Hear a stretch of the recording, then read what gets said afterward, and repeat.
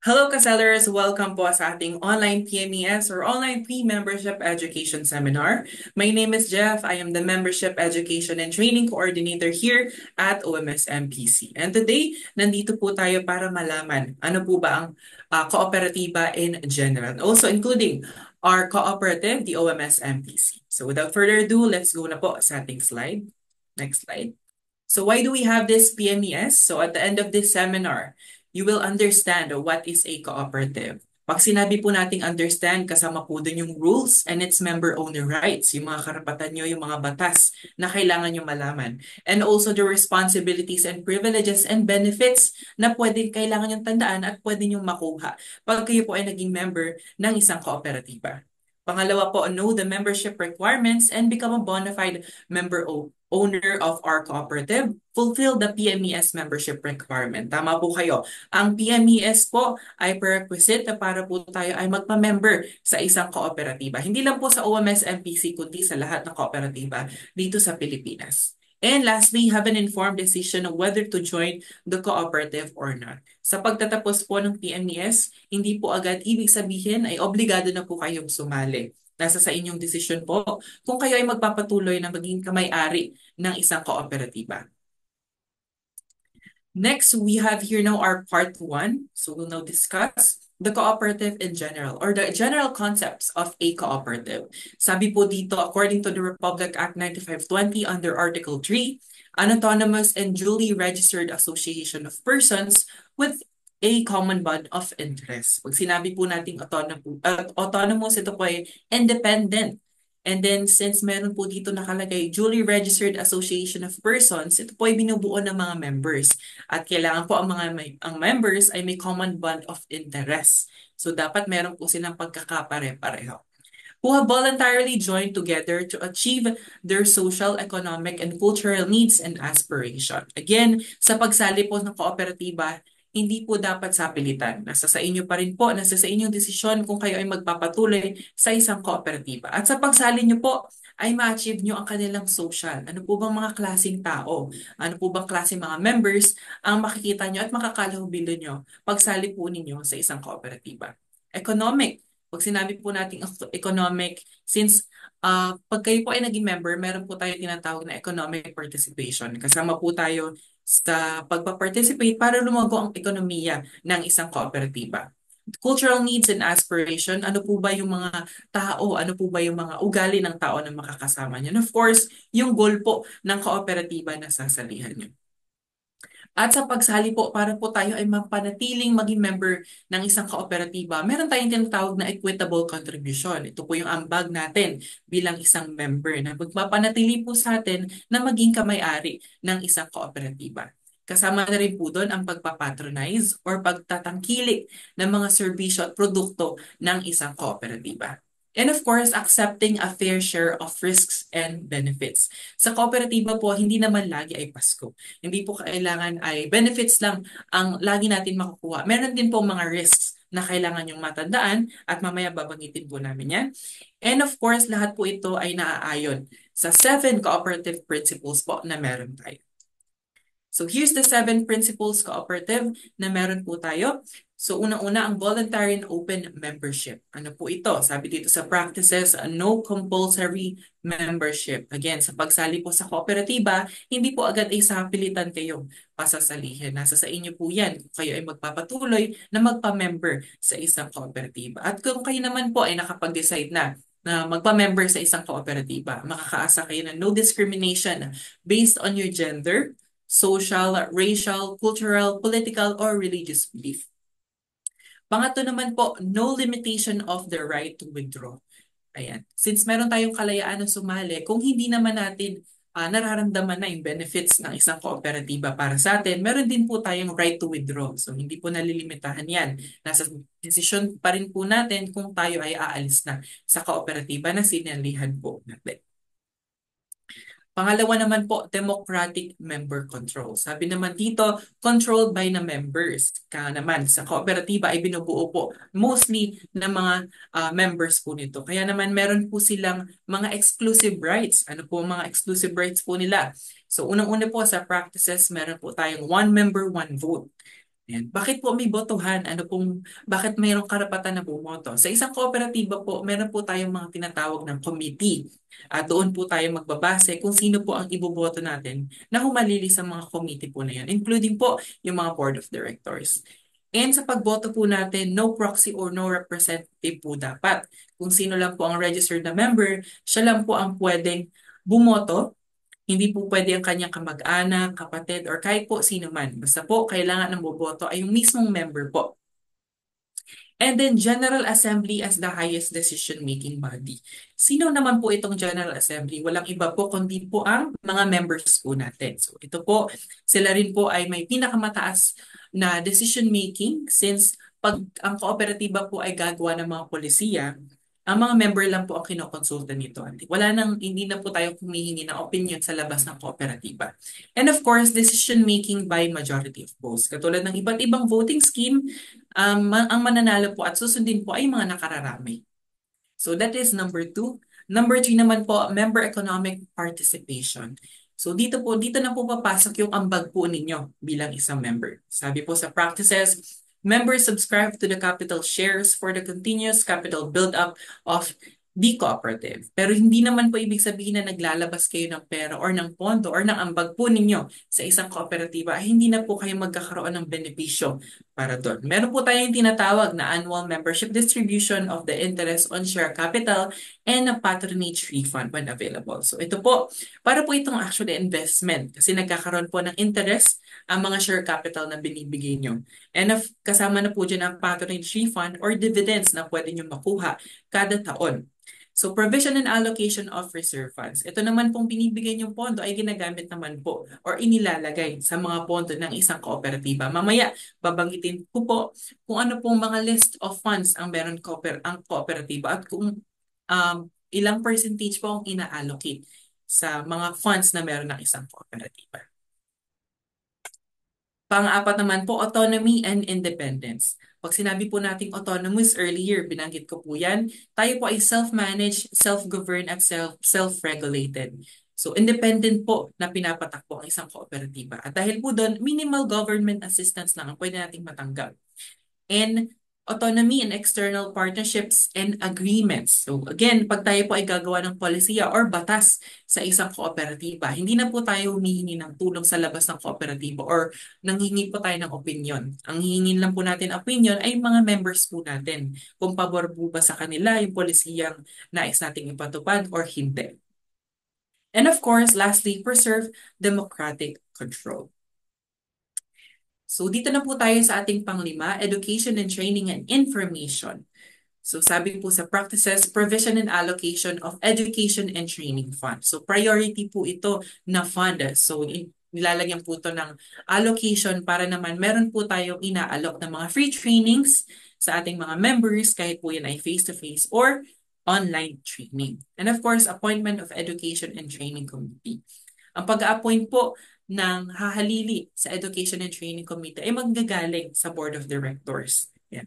Kadalasan po ang humahalili po dyan ay ang Vice Chairperson ng ating Board of Directors. And of course, requirement of PMES. Kanina sinabi ko rin po na ang PMES po ay prerequisite bago po kayo ay maging member ng isang kooperatiba. So kailangan nyo muna pong itong tapusin at mabigyan kayo ng certificate para po magpatuloy sa next step sa pagpamamember sa isang kooperatiba. Next naman po, regular membership meeting and then continuous education programs for members, officers, and employees. Hanggat kayo po ay member ng isang kooperatiba, hindi po mawawala ang mga trainings na ino-offer po sa inyo. At syempre, hindi lang po sa members ang meron training, meron din po sa mga officers and katulad ko po na empleyado ng isang kooperatiba. Next naman po, pang-anim cooperation among cooperatives. And kung familiar po kayo siguro sa corporate, sila kasi ay focus more on sales. Diba? Sa kooperatiba naman po, nagkakaroon po ng cooperation. Na po ibig ko sabihin, nagkakaroon ng active membership to secondary, tertiary, and apex cooperative. So instead na magkaroon ng competition, nagkakaroon ng cooperation. Nagtutulungan po ang mga kooperatiba. Pwede pong maging partner ng isang malaking kooperatiba or tinatawag po natin na apex cooperative, ang maliliit na kooperatiba para po tulungan sila na maging malago at maging successful na kooperatiba din. Internal and external over competition. Again, ang kooperatiba po ay pinipiling magkaroon ng pagtutulungan kaysa po magkaroon ng kompetisyon sa isa't isa. At panghuli po natin ang concern for community. So sabi dito sa practices, hindi naman po ibig sabihin na dahil tayo ay autonomous at self-independent po, ay wala na tayong kakayahan na tumulong sa mga nangangailangan, especially doon kung saan nakalocate ang kooperatiba na sasalihan nyo. Sabi dito sa practices, provision and allocation of the Community Development Fund. Tama po kayo. Pinapondohan din po yung pwede nating ibigay na tulong sa mga LGU, civic and other development-oriented organization. Lalong-lalo na kung meron po silang project na patungkol sa environment, gender, youth, sectoral, and industrial, etc. So, nagbibigay din po tayo ng tulong pag sila naman po ay nanghihingi ng tulong sa kooperatiba. So, yung mga for a cause, for example po, ayan, kung sila po ay hingi ng tulong sa kooperatiba, meron po tayo maibibigay dahil meron po diyang naka-allocate na percentage. So that is all the 7 cooperative principle po na meron ang isang kooperatiba. So dito naman po tayo, same pa din, Republic Act 9520, the common bonds of membership. Ayan. Since ang kooperatiba nga po ay kailangan meron kayong pagkakapareho. So ito po yung mga different kinds of membership or common bonds of membership po sa kooperatiba dito sa Pilipinas. Unang-una na po, ang residential. So members work, reside in the same place. So very self-explanatory. Yung mga nakatira po sa isang lugar, pwede silang gumawa ng kooperatiba na ang pagkakapareho nila ay nakatira sa isang syudad. So pangalawa naman po, associational. Members come from a recognized associations or simply as yung mga grupo po or yung mga asosasyon na kailangan dapat ay certified by government entities. So yung mga samahan, pwede po silang gumawa ng kooperatiba at pwede pong tawagin ang kanilang kooperatiba na associational cooperative. Pangatlo naman po, institutional. So members consist of employees, workers, officers of an institution. Kunyari, yung mga sama ng guro, yung mga doktor, o yung mga sundalo. So pwede po silang magkaroon ng kooperatiba na mga member ay mga empleyado. The next naman po, occupational. Members come from the same profession or occupation. Ang OMS-MPC po ay nagpo-fall under occupational since ang mga members po namin ay mga online seller. So that is again the common bonds of membership. Next naman po, source of funds. So paano po ba kumikita ang isang kooperatiba? So nahati po yan sa dalawa. We have internal and external source of funds. Unahin na po natin ang internal. So dito po unang-una sa list ang share capital. Ano po itong share capital? Ito po yung ambag po ng ating mga members or yung mga equitable contribution po nila. Ayan po ang una sa ating list. Then next is membership fees. Sa mga sasali pa lang sa kooperatiba. So meron po din niya mga membership fees na kailangan po kayong ibigay. Kadalasan naman po ay one-time membership fee lang po yan. And then income from operations. Ano po itong mga operations? Ito po yung mga service and products na pwede pong i-alok sa mga members. So of course, dyan din po kumikita ang isang kooperatiba. And then member deposits and fines and penalties. So self-explanatory naman. For example, si member naman po ay lumabag sa mga existing rules na may karampatang pong penalties and fines. So dun po pwede rin kumita ang kooperatiba. And external naman po, loans and borrowings. And if ever naman po yung kooperatiba na sasalihan nyo ay kailangan na mag-borrow or mag-loan po sa ibang kooperatiba, yan, pwede rin pong kumita dahil dagdag pondo rin po yun. So that is considered as a external source of funds.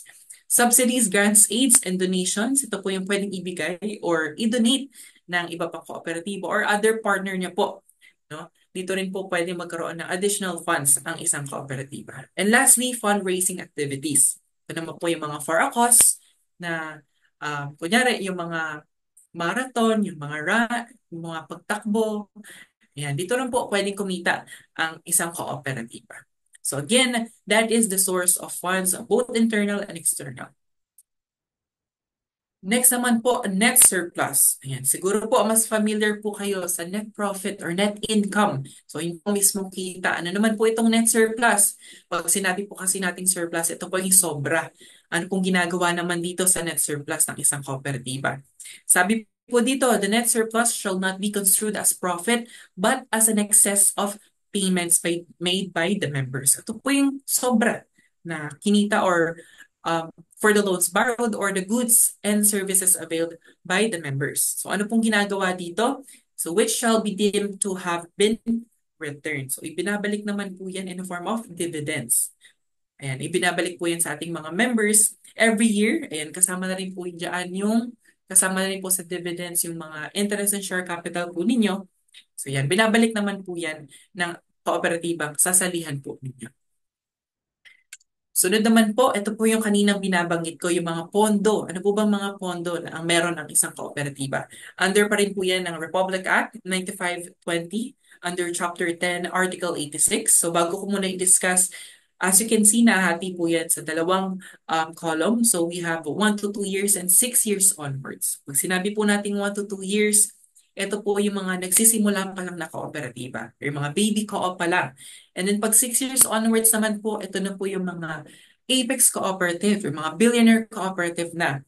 So nagkakaroon po kasi ng pagkakaiba kung gaano nakatagal ang kooperatiba when it comes to the allocation of funds. So unahin na po natin ang General Reserve Funds. Ito po yung parang emergency funds ng isang kooperatiba. So pag baby co-op pa lang, 50% po ang ina-allocate since bago-bago pa sila, since nag-uumpisa pa lang sila. So there's a risks na hindi sila masyado agad na maging successful. So at least meron po silang 50% na naka-allocate at pwede nilang kunin if ever man na mangyari yun. And then 10% na lamang po if 6 years onward since mga billionaire co-op na po ito, no? Hindi na masyadong priority na yung General Reserve Fund. But kailangan pa rin lagyan ng allocation. So nilalagyan po nila yan ng 10%. Dito naman po tayo sa Educational and Training Fund kung saan manggagaling yung mga trainings, mga free trainings po na pwedeng i-allok sa mga members. So hindi po magbabago yan. 10% pa lang po kahit gaano nakatagal ang kooperatiba. Nasasalihan po ninyo. And then optional fund from the word itself, optional. So pwedeng galawin, pwedeng hindi. So 7% po ang nilalagay po dyan. And then Community Development Fund, ito naman po yung pwede natin itulong sa mga LGU, mga partner po nating LGU. So 3% lang po ang ina-allocate dyan. And lastly, we have Interest on Share Capital or ISCPR from 30% po na allocation if baby co-op pa lang. Then pag 6 years onwards na 70% na lang naman po ang ina-allocate ng isang kooperatiba dyan. Next, we have the Cooperative Development Authority or CDA. Ito po ang ahensya ng gobyerno na humahawak sa lahat ng kooperatiba dito sa Pilipinas. So please make sure lang po din kung kayo ay sasali pa ng iba pang kooperatiba, make sure na sa list po ng sasalihan nyo ng kooperatiba ay under sa CDA. And dito naman po tayo, how cooperative differs from corporate and then association. So for legal basis, ayun po yung na-discuss ko kanina, Republic Act 9520, Republic Act 6939. For corporate naman po, nagbabase po sila sa Corporation Code or Partnership Law. And then for association naman or NGOs, Republic Act 9904 or HLURB.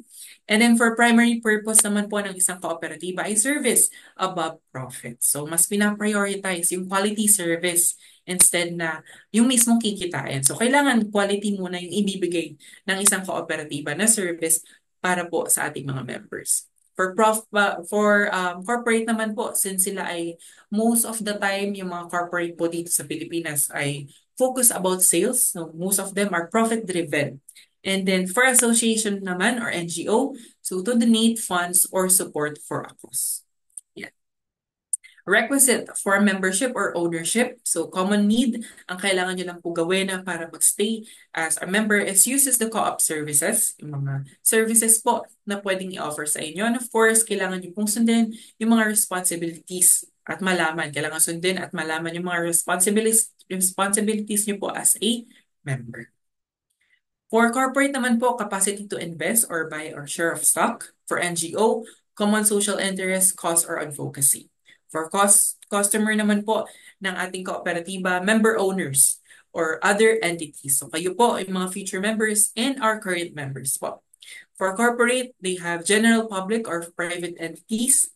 For association naman, members or focus groups. For governance or voting rights, yung kanina ko pong diniscuss, so one member, one vote. And then for corporate naman po, kung ilan po yung mga shareholdings, yung number of shareholdings, and then equal voting rights naman po kay NGO. Next naman po, components of management under cooperative. So we have members, kayo po, board of directors, and hard management. So corporate naman po, they have board of directors, hard management, and for NGO, shared or appointed. And then principles governing operations, yung kanina ko pong na-discuss, yung 7 cooperative principles and values, business, and ethics. And for corporate business management principles din sa association or NGO. For ROI, or rate of interest of share capital, equitable and conforms to the government regulations. Kailangan naayon po yan at nasusundan po natin yung pinatupad ng CDA. And then corporation naman po, they have unlimited. And then of course, basis of distribution of savings or profit, meron po tayong share contribution and then patronage based on the net surplus. And sa corporate naman po, they have share of stock. And of course, ang kooperatiba lang po ang meron nito, education program, continuous education program, as long as you are a member of a cooperative. So that is the end of our part 1 po. So we have part 2. So this time po, we will discuss na yung ating kooperatiba or the online microsellers multi-purpose cooperative or simply as OMS MPs. So what is the vision and mission of our cooperative? First, we have the vision, the leading pioneer cooperative that drives the sustainable development of Filipino e-commerce entrepreneurs. So the vision naman po talaga ni Co-op ay tulungan yung mga micro-entrepreneurs, lalong-lalo na sa e-commerce industry. Ayan, dito po sa Pilipinas. Next naman po is the mission. According here, we bring a value to our members by enable access to opportunities through digital solutions. So that is our priority since we are online microsellers, multi-purpose cooperative, and then empower membership and leadership excellence, and then embrace the cooperative spirit. So the cooperative will be the entry point and bring resource for every Filipino microseller who wants to participate in the growing e-commerce industry. So we really want to help our Filipino microsellers na mapaunlad yung kanilang business. We inspire and empower individuals to start their own online shops, grow their enterprise as a reliable source of income, and become a profitable business that contributes to the local economy. Para naman po, mabigyan namin ng kaalaman yung ating mga members paano pa i-improve yung kanilang business handling skills when it comes to e-commerce industry. And dito naman po tayo sa aming core values. Ano po bang core values ni OMS MPC? So our core values are our guiding principles. So these are the values by which we live and that give us clarity in times of uncertainty. So unang-una po sa list, we have respect for individuals. So, sabi nga nila, respect begets respect. So, ang respect ay ina-earn, hindi ini-impose. Sabi nga. So integrity as our guidepost. So hindi lang po honesty. Kailangan meron tayong integridad. No, kailangan kahit walang nakita, tayo po ay honest. And then care for community, not only with the cooperative in general, but also your fellow members, and fellow officers, and then the employee of the cooperative. And the responsible stewardship and championing excellence. So we want you to exercise your leadership then as a online microsellers. And then of course, healthy collaborative relationships with your kasellers. Ayan. Since we have a lot of members po na online sellers, so there's a possibility na magkaroon din kayo ng business partner in the future. So that is the core values once again of our cooperative. So bigyan ko lang po kayo naman ng very little timeline. Paano po si OMS MPC nagsimula? Ayan. Noong 2017, that is the start of the registration of our cooperative. November 2017, the cooperative was founded and registered with the Cooperative Development Authority and BIR. So, sa madaling salita, dito po nag-umpisa ang our cooperative. And then initial operation, yung pinakauna pong ganap ni Kooperatiba noong 2018, March 2018, Finance and Accounting staff hired to manage finance, operations, and basic support. So nagkaroon na po ng additional employee na finance and accounting para naman po ma-handle carefully yung mga finance concern since nagkakaroon na po tayo ng members, yung mga contribution po nila. So, kailangan ma-manage po siya carefully. November 2018, General Manager hired to set up the organizational structure, systems, and process. Para po mas ma-organize yung ating kooperatiba, nagkaroon po or nag-hire din po ang aming kooperatiba ng General Manager para po maisaayos lahat. And then, nung first half po ng 2019, management team, March 2019, department set up an additional staff, hired HR admin, seller engagement, and compliance. So, para naman maging malapit din po tayo sa mga members. So, hinire po namin yan noong March 2019, and then April 29, compliance improvement initiated and amendments introduced to articles of cooperation and bylaws. Since tumatagal na po ang kooperatiba, kailangan na siyang um, magkaroon ng compliance or makompleto po yung mga kailangan kumpletuhin na naaayon dapat sa CDA. And nung second half naman po ng 2019, the integration.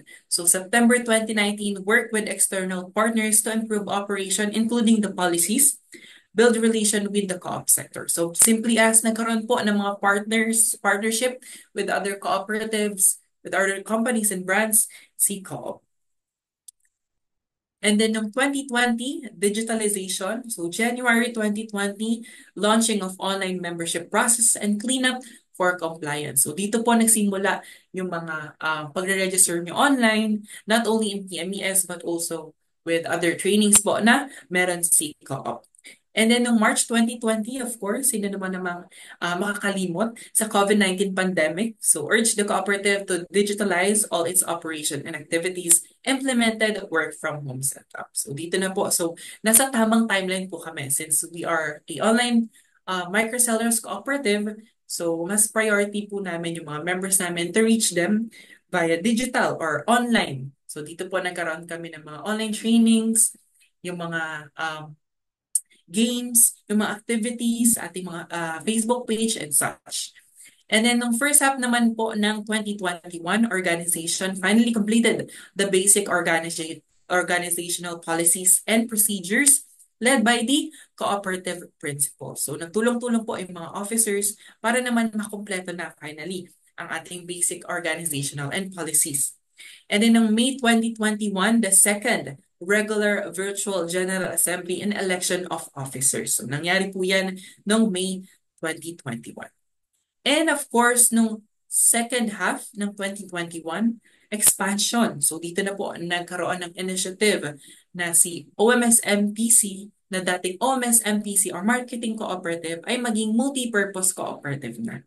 So September 2021, conduct of online referendum to approve the ACBL amendments project and increase capitalization. And finally, nung first half ng 2022, May 2022, CDA approved the proposed amendments to ACBL and become a multi-purpose cooperative after 4 years. Dahil po doon, we can now offer a varieties of service po na pwedeng i-enjoy ng ating mga members, including po ang pinakabago po naming service is the loans. Ayan, pwede na po kayong pag-loans dito also sa ating cooperative, not only marketing services, but also credit and savings. Ayan, pwede na rin po kayo mag-inquire if kailangan nyo po ng loans. And then common bond and field of membership, again, tayo po ay occupational. And the area of operation ay sa Pilipinas lang po at wala nang iba. Next naman po, here's our location. So Unit 907, 908, One Park Drive, 9th Avenue, Corner 11th Drive, BGC, Taguig, Philippines. If you have any concern na kailangan ng face-to-face, ayan, inform nyo lang po kami para naman maka-accommodate po namin kayo ng mas maayos. Next naman po for legal documents. So kompleto naman po kami when it comes to documents. So we have certification of registration po under CDA. And then a certificate of tax exemption from BIR, and then certificate of registration under BIR ulit, and lastly, certificate of compliance sa ating CDA. So, kompleto po kami. Lahat po yan ay kompletong requirements. So, wala po kayong kailangan alalahanin. Next naman po, online platforms. Ito na po yung mga partners po namin. So, we have Lazada, and our new partner po na si Swak. Ayan. If you want to register and become a merchant po kay Swak or Lazada, ayan, register na po kayo to become a merchant. And other partners po are law firm partners, Anuver San Diego, and Primavera Law Offices, and then Reyes Takandongko. So sila po yung mga partner natin na law firm. And for SGB, ito naman po yung partner natin sa pagtulong po sa mga financial concern and such. And then Security Bank, BPI, DragonPay, ito naman po yung mga bank partners po ng ating kooperatiba. Next po, affiliation and cooperative sectors and partners. So we have many partners po actually na co-op din. So we have Union of Defense, Public Safety Cooperatives, UMMC or Union of Metro Manila, NATCO, COUNTPA at marami pang iba. So makikita niyo po yung sa screen at marami pang padating pa natin mga affiliation and cooperative sector partners. Next naman po, organizational structure. So ano po ba ang org structure ng aming kooperatiba? So unang-una po, syempre kayo po mga members, mga current members and future members po ni cooperative. So unang-una po kayo sa list dahil kayo po ay isa sa di naman isa, kayo po ay may pinakamataas na posisyon sa isang kooperatiba. Susunod po dyan ang Board of Directors and Audit Committee and Election Committee. Kasunod ang Secretary, Treasurer, and other committees po katulad ng Ethics Committee, Credit and Savings Committee, Gender and Development Committee, Mediation and Conciliation Committee, and lastly, Education and Training Committee.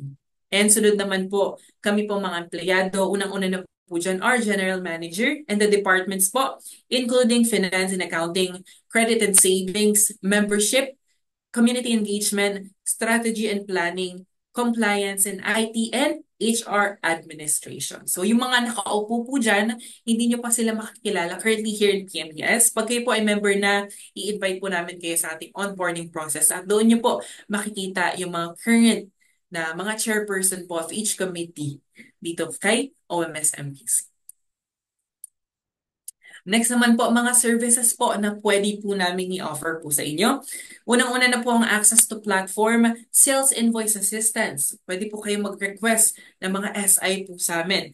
Kung gusto nyo po, so yung mga forms po niyan, malalaman nyo po yan. O pwede po kayong mag-ask po sa ating support desk. So meron po sila na link po dyan para po pwede kayo mag-request ng mga SI po ninyo.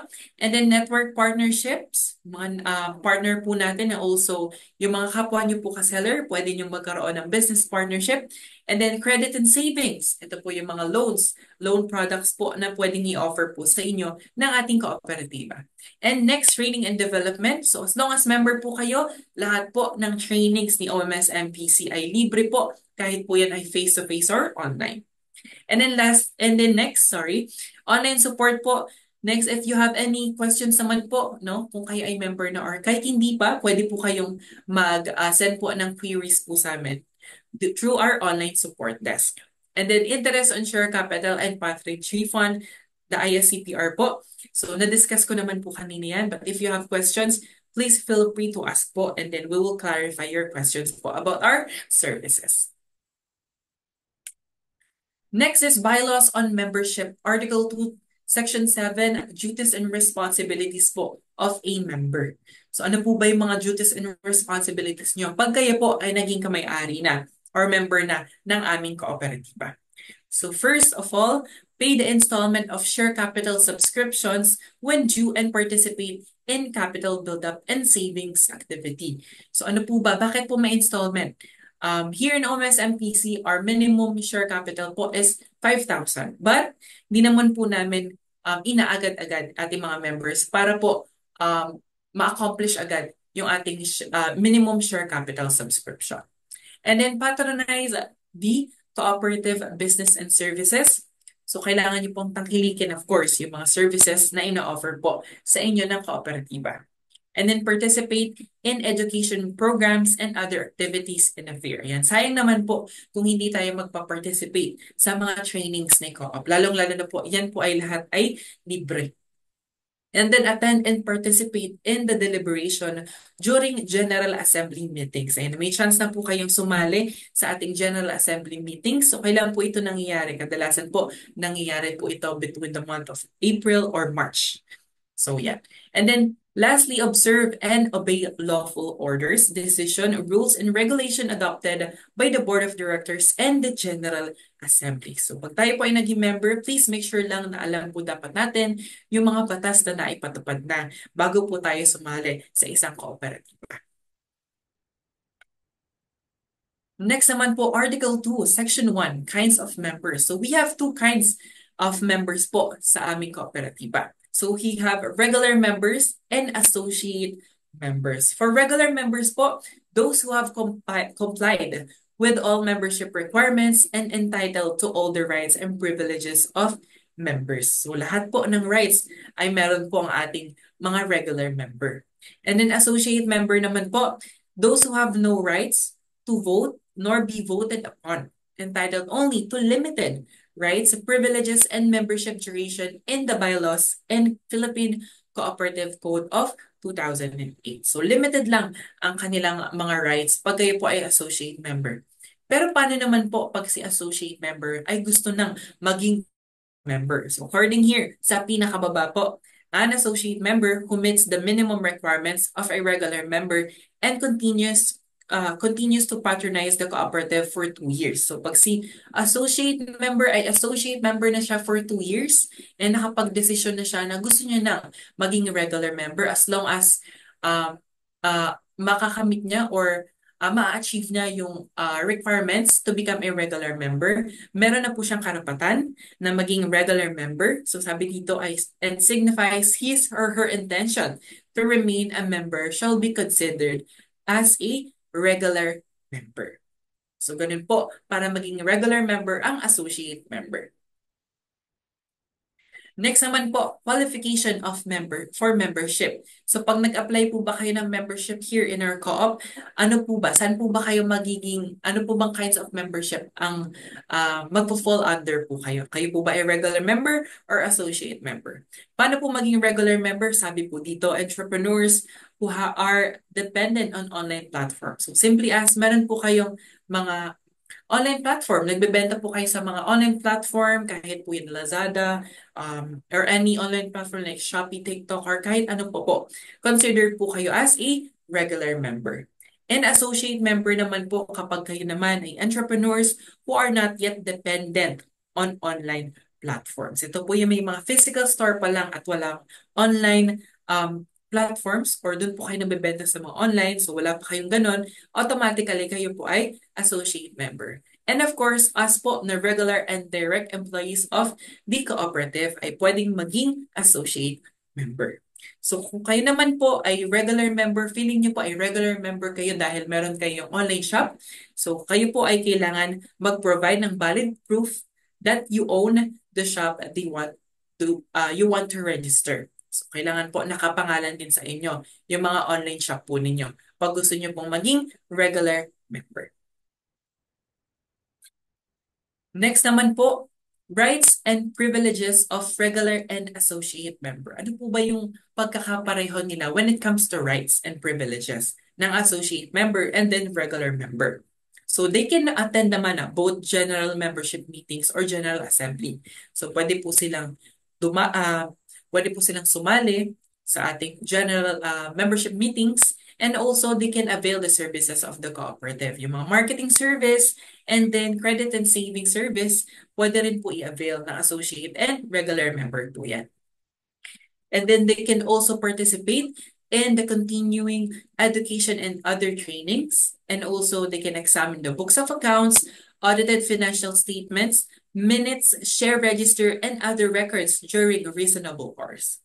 They can also secure the copies of records pertaining to account information of the concerned member. And lastly, other rights and privileges as may be granted by the General Assembly. Next naman po, so here's the 3 steps paano po maging member ng aming kooperatiba. So under Article 2, Section 3, OMS-MPC member requirements. So unang-una pong requirement ay pre-membership education seminar. So nandito na po kayo sa pinakaunang requirement na kailangan. So you need to attend a pre-membership education seminar and then also claim the certificate of completion with PMES Unicode. Paano nyo po ito mag-claim? Kailangan nyo lang po i-fill out yung ating attendance form, and then maka-claim ng inyong certificate of completion with PMES Unicode. Paano nyo po makiklaim? Kailangan nyo, of course, tapusin mo ng ating PMES. And then pag natapos na po itong PMES, pwede na po kayo dumako sa ating step 2. So you need now to submit a valid membership form and PIN or tax identification number. So yun po ang kailangan ng mga requirements na kailangan nyo nang ihanda. Again, valid membership form and PIN, and also valid ID and supporting documents. So sabihin na po natin, for example, ay na-accomplish nyo na po yung mga requirements po na yan. Ano po ang susunod na gagawin? Dito na po tayo sa next step, which is the step 3. So you need now to pay the initial share capital and membership fee upon approval of submitted membership form. Mamaya po, babanggitin ko po kung magkano po ba ang ating initial share capital and membership fee. And kung magbabayad naman po kayo, meron po tayong tinatawag na PRN na gagamitin nyo po kung kayo ay magbabayad na ng initial share capital and membership fee. So para po mas madali, bibigyan ko po kayo ng step-by-step process para po ma-accomplish yung 3 steps na yon. So unang-una po, PMES attendees will receive the membership form link. Ano po itong membership form link? Ito po ay Google form kung saan i-fill out nyo at dito nyo po isasubmit ng lahat po ng requirements na nabanggit ko po kanina. At kasama po doon sa membership form link, yung certificate nyo po dito sa ating PMES, including the PMES Unicode. So via email po lahat yan. So please make sure pag kayo po ay mag-fill out ng inyong attendance form ay tama po ang malagay niyong email para po hindi kayo ma-miss out doon sa ating mga ibibigay na membership form link, PMES certificate, and PMES unique code. So after nyo pong makita yung email na naglalaman ng mga membership form link, PMES certificate, and PMES unique code, ang next step po natin ay kailangan na meron po kayo nito. Kailangan po ay natural born or naturalized Filipino po kayo. Dapat din po kayo ay 18 years old and above. So kailangan po legal age. And of course, tax identification number. Kailangan po individual TIN. And of course, your valid ID na kailangan po issued by the Philippine government. And other proof of identity, either birth certificate or marriage certificate po na meron kayo. And then proof of naturalization kung kayo naman po ay naturalized Filipino. And of course, an existing shop that operates on online platform dapat po under your name. So hindi dapat po under ng name ng iba. Kung sino po ang nandito sa PMES, kailangan po under po ng name na yung shop na i-register po ninyo. Next naman po, ito naman po yung mga IDs na ina-accept po namin. So we have valid primary IDs and valid secondary IDs. For valid primary IDs, we accept Philippine passport, LTO driver's license, postal ID issued November 26 onwards po dapat, PRC ID front and back, bar ID front and back din, and then Philippine National ID or yung PhilSys. And then COMELEC Voters ID, and then Senior Citizen ID.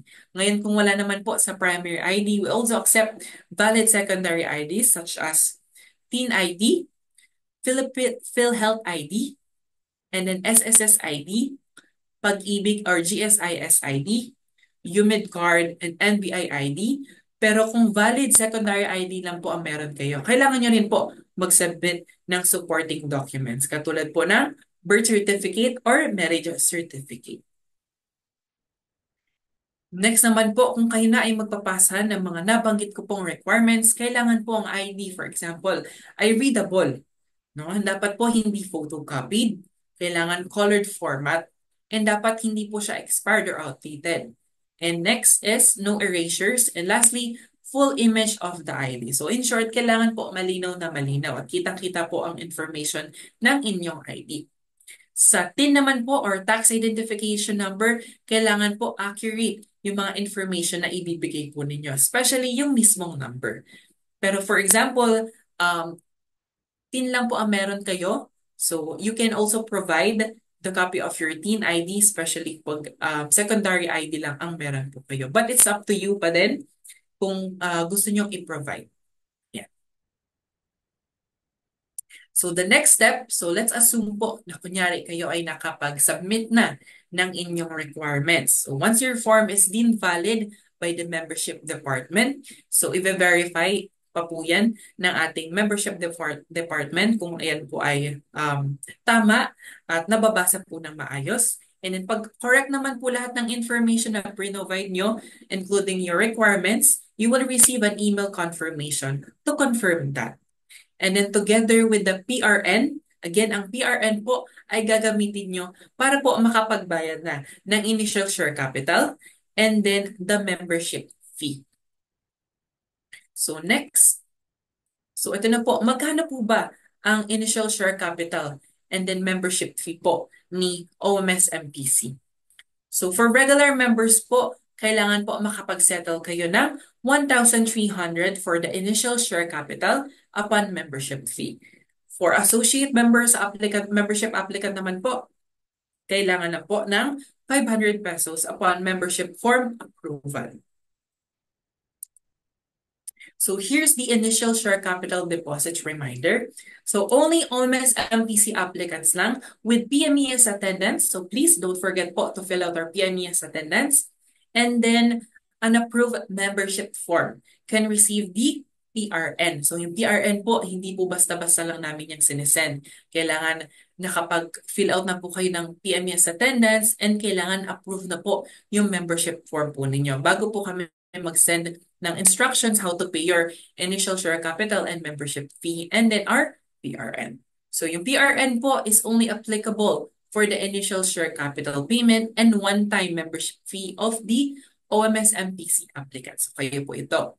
So initial share capital and one-time membership fee. So ito na po, magkano po ba in total lahat-lahat ng babayaran? For regular members po, kailangan nyo lang po mag-settle na 1,300 plus one-time membership fee. Ulitin ko po, one-time lang po ang membership fee, which is 100 pesos is equals to 1,400 po lahat-lahat for regular members. For associate member naman po, kailangan nyo lang po mag-settle ng initial share capital na 500 pesos and then one-time membership fee din po na 100 pesos equals to 600 pesos po lahat-lahat. Okay? So the payment reference number po is single-use code. So dapat po pag nakapag-decide na po kayo na mag-submit at magbayad po ng inyong initial share capital and then membership fee, ay gamitin po natin agad ang PRN dahil na-i-expire po yan. Okay? And then do not use the PRN number for the share capital build-up. Ano naman po itong share capital build-up? From the word itself, build up of your share capital.